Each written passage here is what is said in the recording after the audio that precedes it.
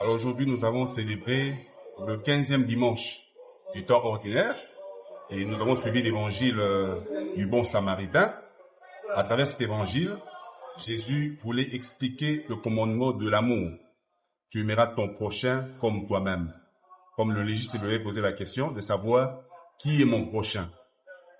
Dans son intention, il s'agissait de définir le prochain, de définir les critères de celui qui mérite d'être appelé prochain et qui mérite d'être aimé. Or, Jésus renverse un peu cette logique.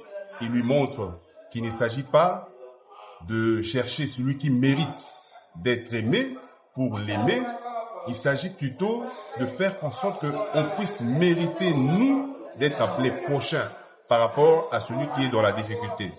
Il renverse la logique humaine, la logique terrestre d'aide, où il s'agit de s'intéresser à une personne pour qui on attend quelque chose, un retour, mais là, c'est tout à fait la gratuité. Jésus montre qu'il s'agit de vivre la solidarité avec ceux qui sont dans la souffrance, ceux qui ont besoin de notre aide.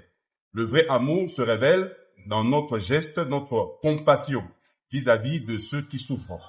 Dans cette parabole, il y a 3 personnages qui passent devant l'homme dans la souffrance, le prêtre, qui est un homme de Dieu, qui est censé donner l'exemple de l'amour. Mais on a vu que le prêtre a privilégié le culte.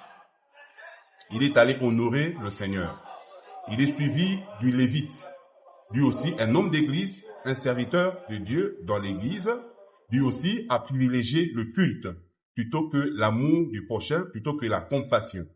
Or, le troisième, qui est censé être un païen, un homme, c'est un samaritain, pour les juifs, c'est quelqu'un qui ne connaît pas Dieu, un étranger, et lui va braver toutes les barrières de religion, sociale, ethnique, pour venir en aide à la personne qui était en souffrance.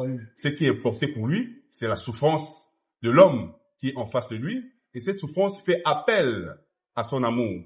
Et c'est là qu'il agit, il montre son amour à travers des actes. Le Seigneur nous invite, à l'occasion de ce 15e dimanche du temps ordinaire, à manifester notre amour par des actes concrets, en venant en aide à ceux qui sont dans la souffrance et qui ont besoin de nous.